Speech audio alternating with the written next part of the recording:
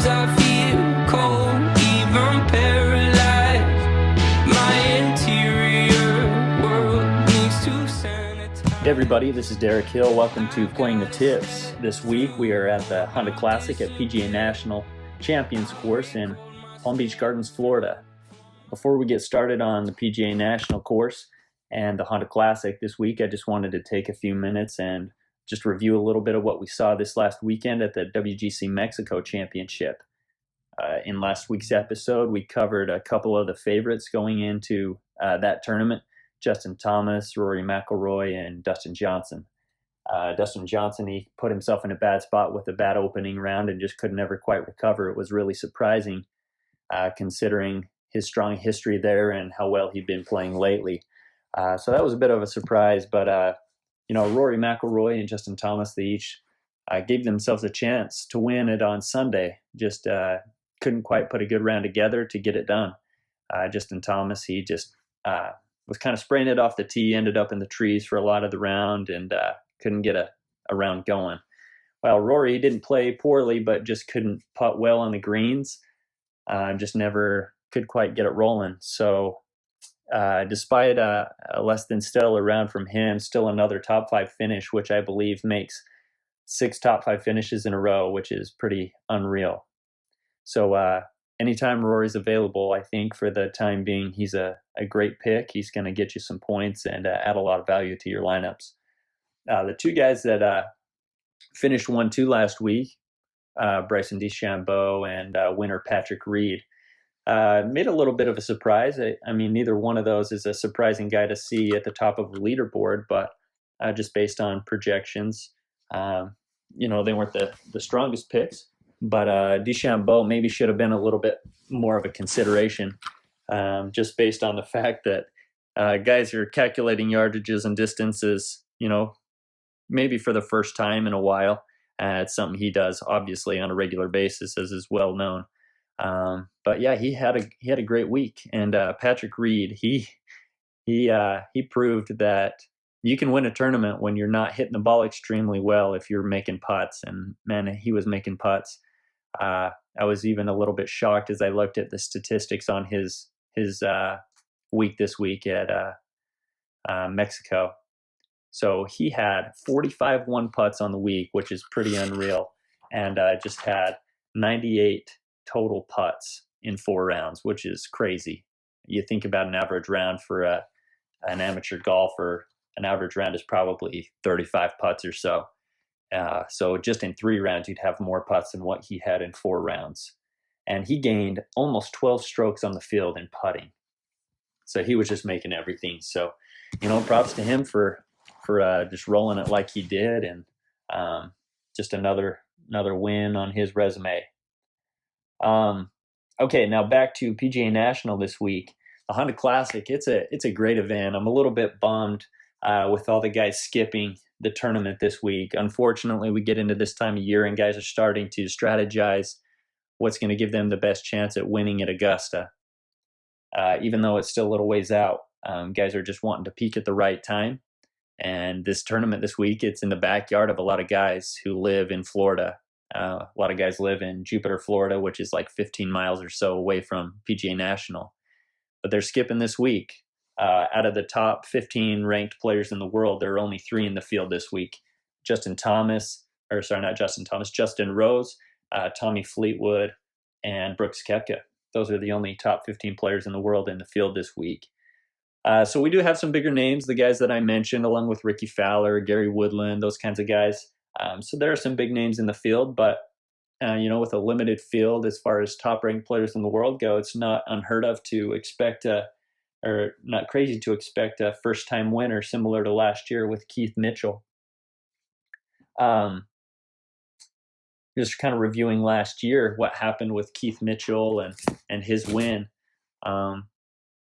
He held off guys like Brooks Koepka and Ricky Fowler, who finished in second place last year, and he went out and won it. Fowler made something like a 45-foot putt coming in to finish 17-18 last year and put the pressure on Mitchell. And Mitchell, he went out there and I think he hit a 12 or 15 footer, something something like that on the very last hole. I remember him standing over it thinking, man, he's got to be so nervous. I didn't think there was any way he was going to make it, but he stood over it, knocked it down, and so yeah, he deserves all the credit for that win. So looking at those some of those same guys that are in the field this year, Ricky Fowler, Brooks Koepka, Justin Rose, some of those big names. I like some of those guys this week. Guys like Brooks Koepka, obviously he's one of the most talented players in the world. I just would be a little bit hesitant to pick him, just based on the fact that I think he just needs to prove that he's healthy and he's feeling well. He had a recent withdrawal, and just mentioned some pains that he's going through. So until he's healthy, just recommend picking him with caution. Ricky Fowler, I think, is a good pick. He's won this tournament in the past, finished second last year. And Justin Rose, again, are very talented player, but just not a real strong history here at PGA National. So again, a lot of guys that have the talent to get it done, but kind of a wide open event this week. So looking at the course, it's a par 70, 125-yard course. So not long based on yardage, but with a par 70 course, it does have some longer holes. This course, it's known as one of the tougher courses on the PGA Tour. And last year, if you look at the winning score, it was only 9 under par. And 14 of the 18 holes on the course, they were over par as far as average goes. So it's a very difficult course, but not in a traditional sense. The fairways are pretty wide open, some generous landing areas. The greens are fairly big. So, you'll probably see quite a few fairways hit and greens in regulation. But you're going to see guys who need to manage a course. They're going to have to be able to manage angles and avoid water and other hazards. They're going to need to know how to manage a wind. Wind is pretty prevailing there. It's kind of awkward. It can change directions on you, can swirl a little bit, and really makes these guys manage a course.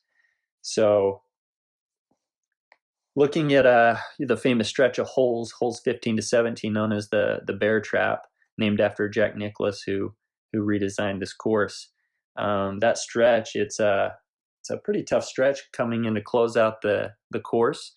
It's not really long. It's a shorter stretch of holes, but it requires a lot of precision. The design of those holes, it brings the water into play, especially when the wind is swirling. The guys have to try and judge the wind and decide if they're going to try and fight the wind or if they're going to try and ride it. A lot of times you'll see guys, they'll misjudge it and they'll end up in the water. And it's going to test somebody's nerves coming into the 72nd hole on Sunday. Somebody may very well come down the stretch with a lead, and it's possible they could falter on such a tough stretch. So as I looked over the statistics that Keith Mitchell had last year, he didn't excel in any one area. He was pretty average. As I looked at all of his statistics, he hit 58% of his fairways and 62% of his greens. He was pretty average as far as distance goes. 51st in ball striking, gained just 0.2 strokes putting. So he wasn't great in any one area, but what he did is he just avoided big numbers. He didn't have any double bogeys or worse last year, and I think that was a difference maker. I looked at Brooks Koepka. He had 3 doubles or worse last year. So even though he had more birdies than Keith Mitchell, just a couple big numbers is what really did him in. So I think that's going to be key this week. When I evaluate key statistics, I think that bogey avoidance is probably the most important one. I would also look at birdie-bogey ratio and bogey average. I think that's going to be the key. Obviously you have to make birdies to win any event, but on a tough course like this, you can make 4 or 5 birdies, but one triple bogey, that'll pretty much erase everything that you've done on that round. So the other statistics that I would recommend looking at this week would be birdie or better, scoring on holes of 200 plus yards or in the 150 to 175 range. And that's because there are a couple par 3s on this course over 200 yards, and there are several par 4s that are 475 plus, even some up into the 500 plus range. So there's going to be a lot of shots where guys have to bring it in from 175 or more. So I would recommend checking out those statistics and maybe making some picks based on those statistics. I encourage you to look at the Core Plays article on dfscheatsheet.com that I write each and every week before each tournament, where I go through and I evaluate these statistics and all the guys in the field, and I make my picks based on a lot of this information. We'll provide picks in the top end play category, the more expensive players, as well as the mid value and the value play areas. We encourage you to go in there and check out those recommendations and use our optimizer to generate the lineups that'll give you the best chance at winning your fantasy competitions this week.